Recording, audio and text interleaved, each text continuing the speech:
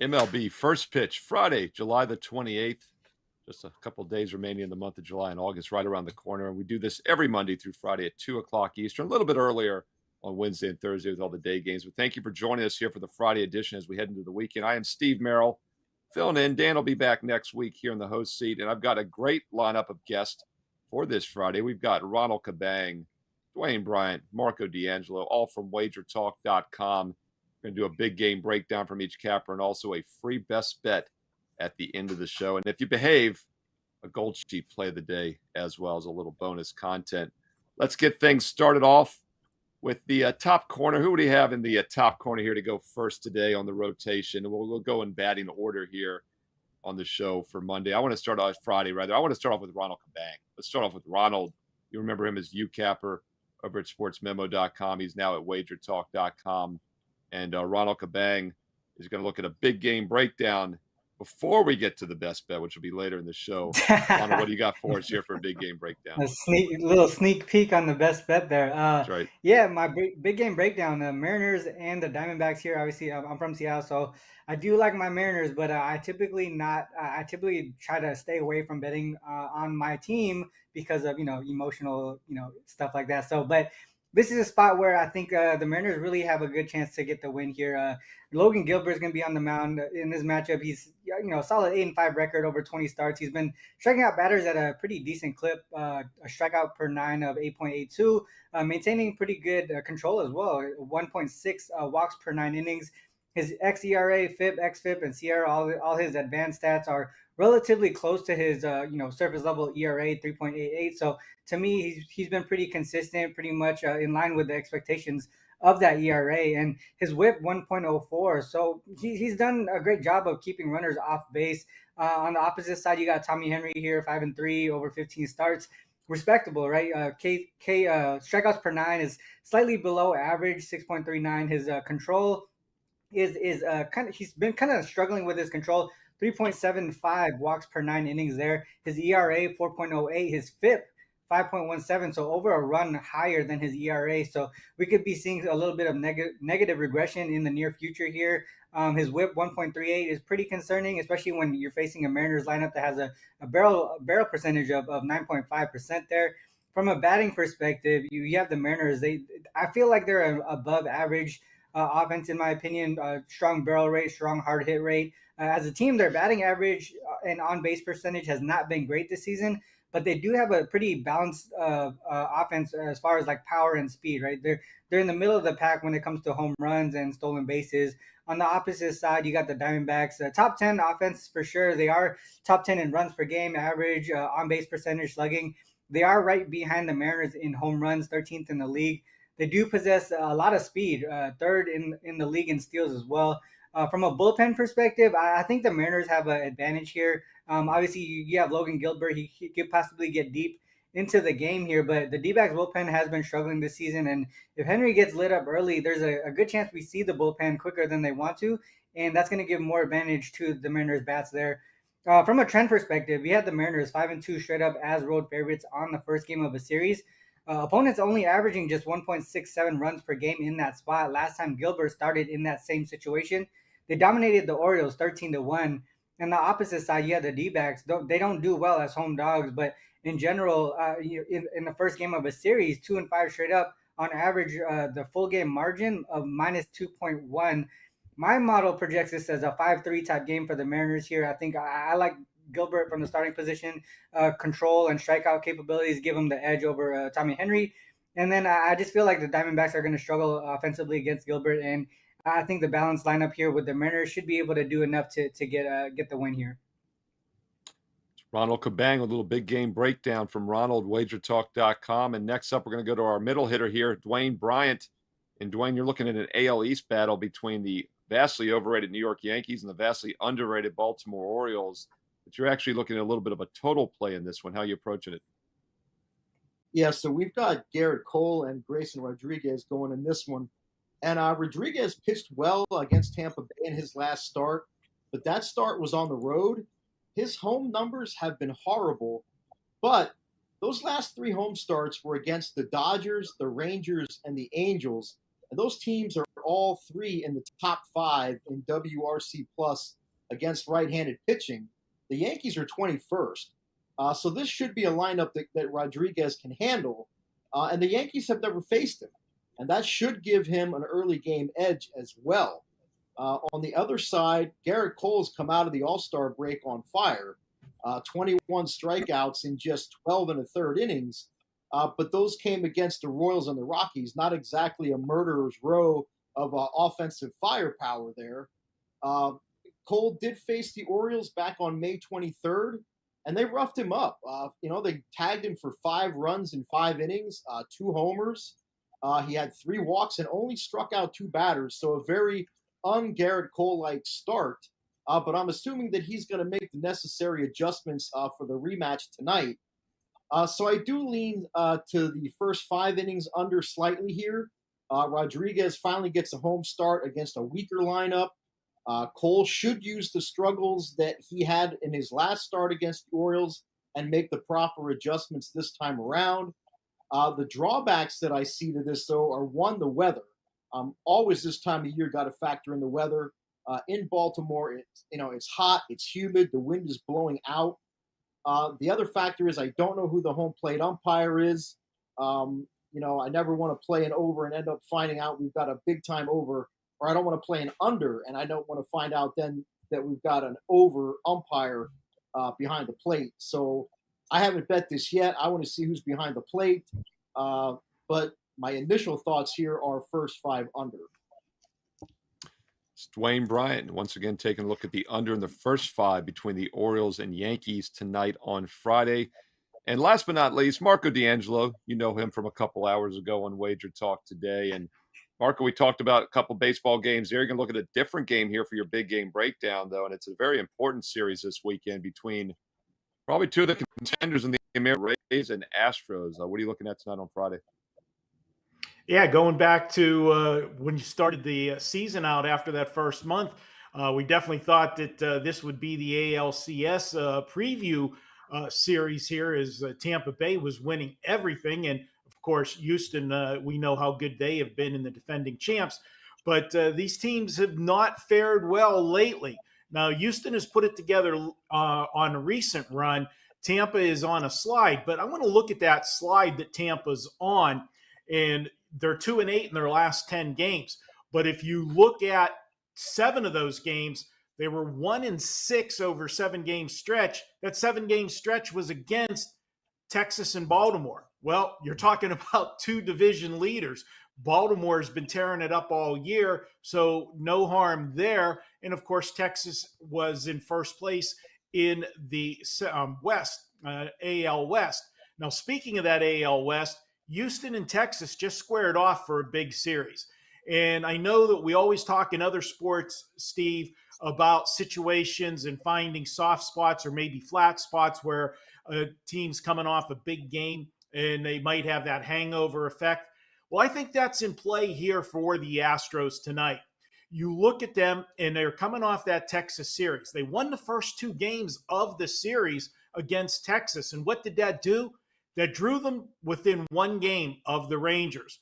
They went to the final game of that series. If they would have got the sweep on Wednesday night, they would have been deadlocked with Texas. However, Texas was able to win the final game and go back to being up 2 games in the division.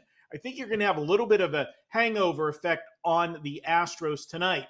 And as I said, if you look at just the current form, you want a knee-jerk reaction run to Houston. But yet Vegas put Tampa Bay as the favorite here. Why? Well, if you look at the starting pitching, you've got Shane McClanahan going for Tampa. This is a guy that has been consistent most of the season. He's had 19 starts this year. 16 of the 19 starts, he's given up 3 runs or less. He's going to be facing Christian Javier, who has been a mess of late. His last 5 starts, he's given up 23 runs in 21 innings of work. That's even for somebody that's not good at math, that's bad.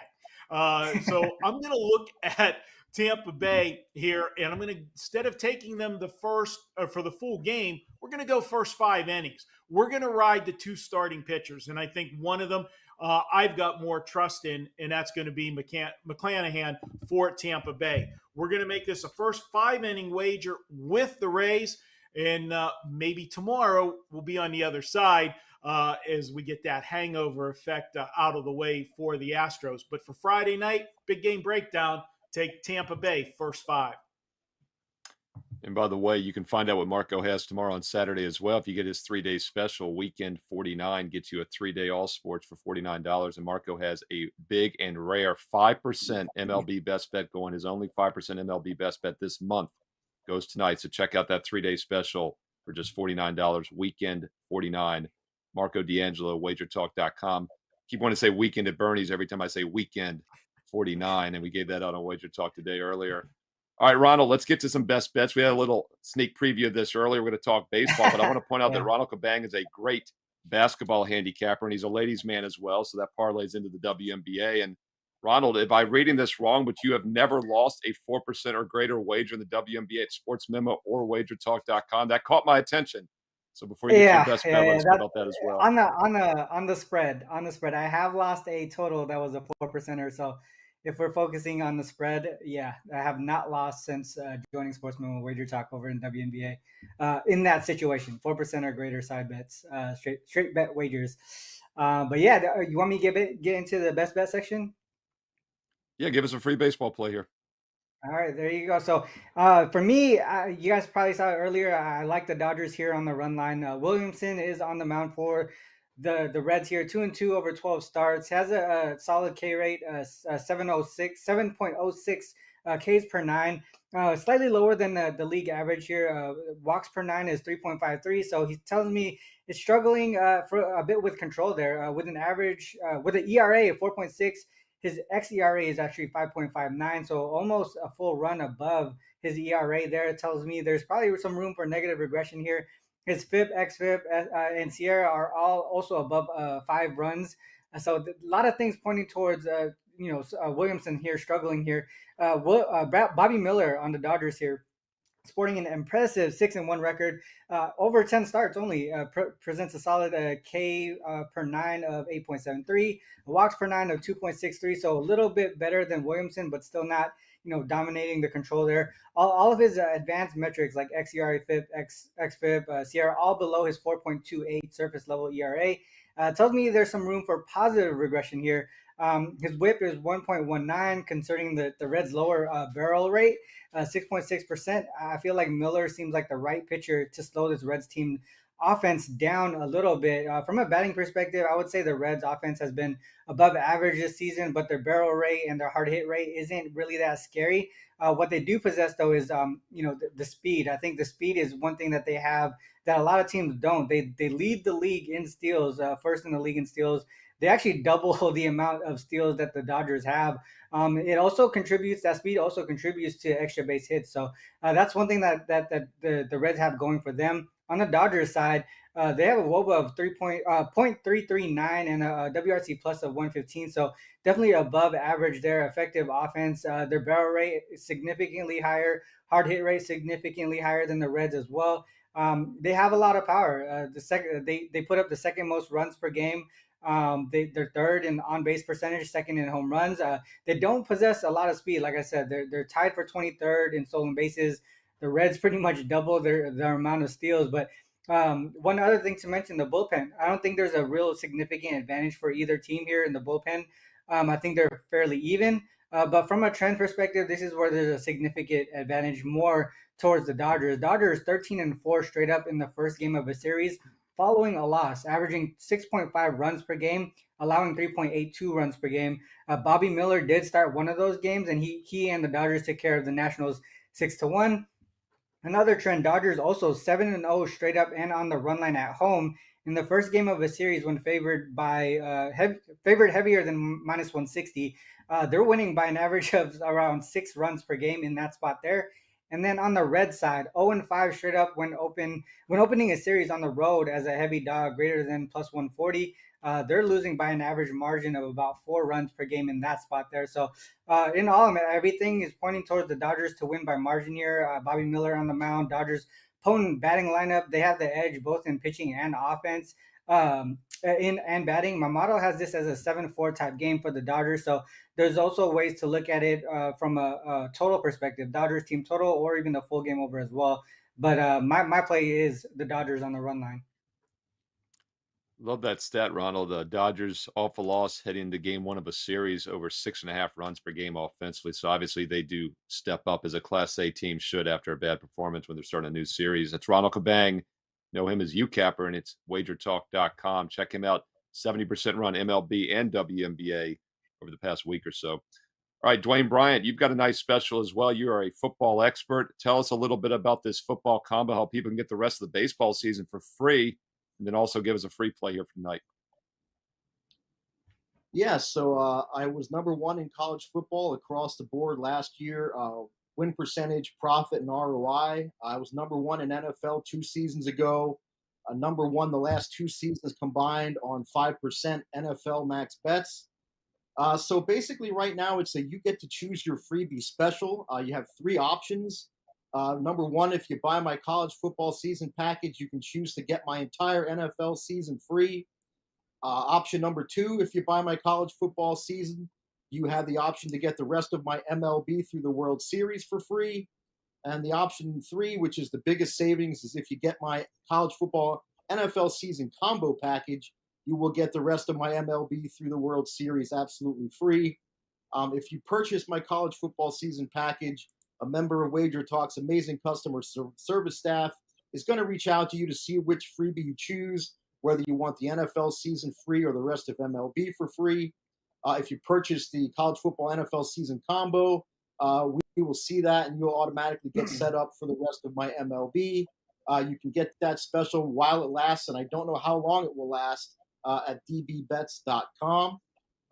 For my best bet for the show, I am going to be looking at the Kansas City Royals, the first 5-inning run line, plus a half run at -110. We're listing Sonny Gray and Brady Singer here, and I can already hear the collective groan from our viewing audience. Oh no, it's the Kansas City Royals. And I get it, but we don't need them to win this game. We don't even need them to have the lead at any point in this game. We just need them to not be trailing after 5 innings, and we'll cash this ticket. And I think they're going to get it done. This was actually a 3% subscriber play that I sent out earlier. If you look at the Royals, as bad as their record is, they're 3-3 as home underdogs with Singer on the mound this season, and they've given him 5 runs per game in support. And then you look at the Twins, they're only 1-2 as a road favorite with Sonny Gray on the hill, and they've only given him like 2 1/3 runs per game of support. Speaking of Singer, he's traditionally been a better second half of the season pitcher in his career. And in fact, if you go back to last season, the Royals are actually, and I couldn't believe this when I saw it, the Royals are actually 10-1 at home with Brady Singer starting in the second half of the season. Going back to last season, they're already 2-0 this season, and most of those wins were as an underdog. One more note on Singer is that July has traditionally been one of his better months throughout the seasons, and he's already got wins over the Rays and Dodgers, this month. So everything's following suit as far as that goes. One other aspect to this game that I like is that we had a Gray versus Singer matchup earlier in the season. It was back on April 30th in Minnesota. Gray went 6 innings, only gave up 1 run. Singer only lasted 2 2/3 and got drilled for 8 runs. Oftentimes, the roles are reversed in the rematch because the pitcher that got shelled in the first meeting will alter their plan of attack for the rematch, while the pitcher who pitched well in their first meeting will not do as well in the rematch because it's the hitters that will adjust based on that first matchup. So I've been betting a lot of first fives this season, and the same thing holds true in first fives as it does in full games. And that's that if something looks too good to be true, it probably is. And in the case of this game, you can lay -110 on the Twins' first 5 run line. So they just need to be up 1 run to cash against arguably the worst team in baseball. So based on the team's records and how the first Gray Singer matchup went, it looks just way too easy to take the Twins first 5 here. I don't want any part of the Royals full game, straight up or run line, because the Twins do have a huge edge in the bullpen. But Kansas City has been, has a very good shot at least being tied through 5 innings here. So I'll gladly take Kansas City first 5 plus that half run at minus 110 as my best bet. I like it, using the zigzag approach to handicapping the pitchers, and of course, with the first 5 inning, you get the bullpen uncertainty out of the equation there for the most part. You should get it out of the equation. These guys at least go 5, sometimes 6. So Dwayne once again likes the Royals plus that half run on the first 5 inning tonight on Friday. And then there's Marco D'Angelo, a rare 5%er going tonight. Marco, you're only one this month in MLB. Tell us about that. Tell us about the Weekend 49 special and also a free play for the show. Yeah, guys, my first 5% play of the month of July, and I've got some strong angles backing it. If you like the way I break the games down on the shows, you're going to get that kind of detail when you purchase the play. Not only do you get my analysis, but I share all of the angles with you so you can use them when they come up again later in the season. And the game by itself is $35. But if you take advantage of that weekend special, use coupon code WEEKEND49, you're going to get 3 days of action basically for $14 more. $49 gets you everything. We're going to have a ton of baseball for you. And tomorrow, I'm going to have a few horse selections as well as a bonus. You can check everything out over at WagerTalk.com. For my best bet tonight, Steve, I'm going to head to Pittsburgh. I'm going to talk about my hometown Pittsburgh Pirate game. And we're going to look at the pitching matchup, and it's Zach Wheeler versus Mitch Keller. And if you look at current form, it looks like these two guys are going in opposite directions. But I'm going to support one of them, and I'm going to tell you why the other one is going to do a reversal tonight. Let's start with the guy that's hot, and that's Zach Wheeler. He's been sharp. Last 3 starts, he's gone 7, 7, and 6 innings. He's allowed 3 runs or less in all 3 of those starts. The thing that turns the buy sign on for me with Zach Wheeler is in those 3 games, his strikeout to walk ratio, 22-1. To me, that's the best indicator of a pitcher having full command of his pitches. Whenever he's got control, he's not walking people, and he's striking people out, he's fooling the hitters, that's when you want to ride him. So I expect a good effort out of him, and it doesn't hurt that he's facing the Pirates, a team that generally struggles to score runs. Now, let's talk about the Pirates starter, Mitch Keller. Here is a guy that's got roughed up in his last 2 starts, but I'm going to tell you why I'm giving him a pass on that. Let's go back 2 starts ago at home against Cleveland. Well, there was 10 days in between starts for him because he was coming out of the All-Star break. 10-day break, that's not your normal routine, and it definitely wasn't his normal routine because he had a trip to the All-Star game. He played in his first All-Star game. I think that he had just not mentally prepared for that start. That was such a high for him to be named to the All-Star team for the first time that he just had a bad effort. So I'm giving him a pass on that one. Then you look at the next one and you'll say, but he gave up 6 runs against the Angels. If you look at that game, he went 5 innings, but he gave up 4 of the 6 runs in that 5th and final frame.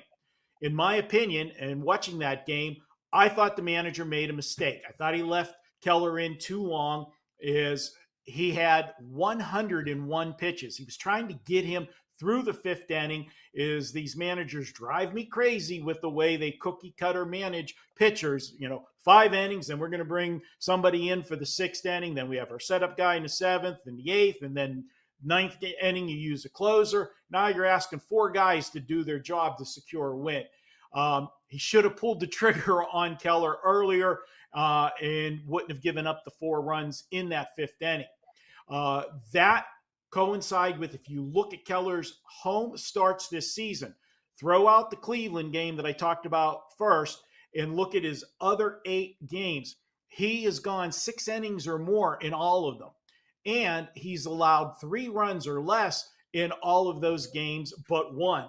I'm looking for him to bounce back tonight with a strong effort, and we'll get those 5 innings out of him tonight in this one. And instead of taking the full game, because I don't trust the Pirates, Bullpens, Philadelphia, another one. You don't trust their bullpen. I'm going to look at this one first 5 innings. I think Wheeler and Keller are going to have a pitcher's duel through 5.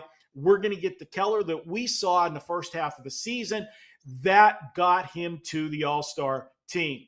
Go under 4.5 runs, first 5 innings, Philadelphia, Pittsburgh.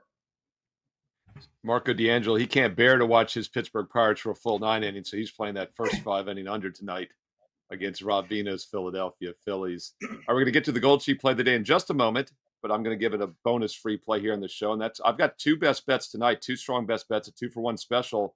But another game was just a bit outside from making the cut at WagerTalk.com. I posted it as my free play. Wanted to give it out here on the show as well, and that's under 7.5 between the Red Sox and Giants. A little interleague action, a late game Friday night at 10:15 Eastern. And I think the Giants and the Red Sox stay under the 7.5 tonight. I mentioned the Giants and A's under when I was on the show a couple of days ago. And I had mentioned when they were returning home off those 6 straight losses on the road, how bad the offensive current form was for San Fran. Well, they only put up 2 runs on 4 hits with that easy under the other night on Wednesday. And then they played Thursday and they had 8 runs. I'm sorry, that was Tuesday. They played Wednesday, had 8 runs against Oakland, but only had 9 hits. So I don't think this Giants offense is all of a sudden heating up. And I think the Red Sox could be a little flat here as they're traveling from the East Coast at home all the way to the West Coast. But after a day off, they had a big homestand against the Mets and Braves, including 4 straight wins.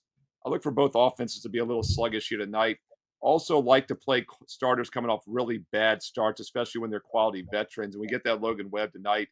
Had by far his worst start of the season against the awful Nationals last week, and when he gave up 6 earned runs in just over 1.5 innings. I like for Webb to bounce back with a good start tonight. Another reason I don't think the Red Sox will have much offensive success. We'll take under 7.5 Giants, Red Sox. Now, I think there could be some 8s out there by the time this game starts later tonight, so keep an eye on it. You might get an 8, but either way, I like the under in this game tonight on Friday. Giants, Red Sox stay under the total. And don't forget, I've got 2 strong best bets, a 2-for-1 special Friday night. Steve Merrill, WagerTalk.com. And one additional note real quick, Ralph Michaels and Jeff Michaels and myself are going to record a video Friday afternoon for the weekend with tons of charts and data. So hit subscribe and hit the bell for instant alerts when that video goes live here on WagerTalk TV. All right, let's look at one additional free play for the show, and that's the Gold Sheet play of the day for Friday. Don't forget you can find the Gold Sheet at goldsheet.com and also at WagerTalk.com. And the Gold Sheet's looking at a first 5 play between the Brewers and Braves. They like over 5.5 runs minus 125. Brewers, Braves over 5.5 in the first 5 innings tonight. This is based largely on the starting pitching matchup. First of all, Atlanta's second time seeing Milwaukee's Adrian Houser. They just faced him 6 days ago, and the Braves' active roster has a solid 282 batting average and 80 plate appearances. They'll be seeing Houser now for the second time in a week. That's a huge advantage for Atlanta's offense. An interesting pitcher going for the Braves tonight. Yanni Chirinos just picked up off waivers. The Rays didn't even want him anymore, and he's given up 7 home runs in his last 19.5 innings. That's probably the reason why he was on waivers. So look for both starters to struggle tonight and for Brewers Braves to go over 5.5 runs, says the Gold Sheet play of the day. Thank you for joining us here on Friday. Once again, we'll be back next Monday through Friday at 2 o'clock Eastern. Also, Wednesday and Thursday, we're up a little bit earlier with all the day games. So once again, hit subscribe, hit the bell for instant alerts when all the shows and videos go live here on Wager Talk TV. I'll have a baseball weekend video up shortly, so don't be sure to check that out with Ralph Michaels and Jeff Michaels and myself, Steve Merrill. And thank you once again to Ronald Kabang, Dwayne Bryant, and Marco D'Angelo. Get their strong best bets for Friday night right now and a bonus free plays at WagerTalk.com. Enjoy the games tonight. Have a great weekend. We'll talk to you again soon here on Wager Talk TV.